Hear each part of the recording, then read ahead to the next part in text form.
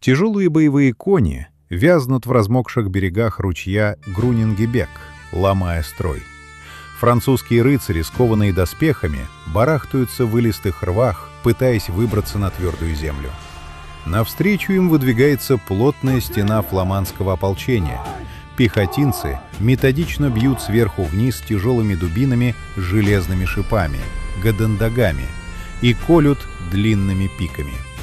Звуки ломающегося дерева, храп тонущих лошадей и лязг металла сливаются в сплошной гул. В этой грязи французская тяжелая конница планомерно уничтожается без возможности маневра. Так, 11 июля 1302 года достигла своей кульминации битва при Куртре, вошедшая в историю как «Битва золотых шпор». Сражение стало результатом франко-фламандской войны.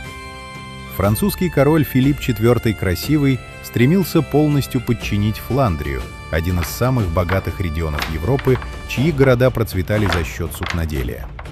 В ответ на высокие налоги и потерю автономии во фламандских городах, в первую очередь в Брюгге, вспыхнуло восстание ремесленников, поддержанное частью местной знати.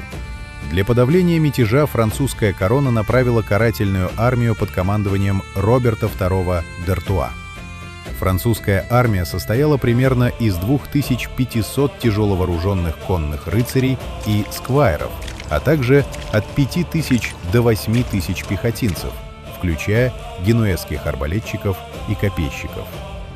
Это была профессиональная, классическая феодальная армия того времени. Фламандская армия насчитывала около 9000 человек, из которых конницу составляли всего около 400 дворян. Основу войска формировало городское ополчение, члены ремесленных цехов. Они были вооружены пиками, арбалетами и гадендагами, а их защита состояла из стеганых курток, акитонов и стальных шлемов. Фламандские командиры грамотно использовали рельеф местности. Они расположили свои войска на плато, ограниченном с двух сторон рекой Лис и болотами, а перед фронтом находились пересекающиеся ручьи и вырытые канавы, замаскированные грязью и ветками. Сражение началось с перестрелки. Французские арбалетчики и пехота начали теснить фламандцев, нанося им ощутимый урон и заставляя отступать. Видя успех своей пехоты, Роберт д'Артуа приказал ей расступиться и отступить, чтобы дать дорогу тяжелой кавалерии. Это было сделано для того, чтобы конные рыцари нанесли решающий удар и забрали себе всю славу победителей. Французская конница перешла в галоп, но наткнулась на заболоченные ручьи и скрытые рвы.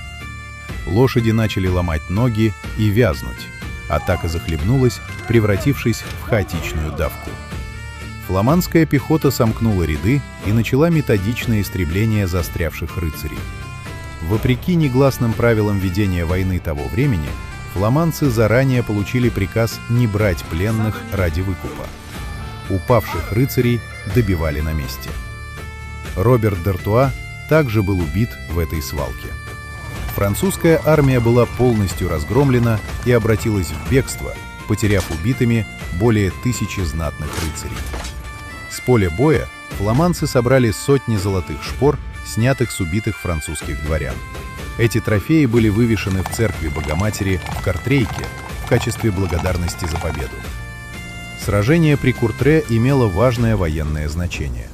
Оно стало одним из первых масштабных сражений Средневековья, в котором хорошо организованная и дисциплинированная пехота, грамотно использующая рельеф, смогла на голову разбить элитную тяжелую кавалерию. Это событие ознаменовало начало так называемой пехотной революции в военном деле Европы.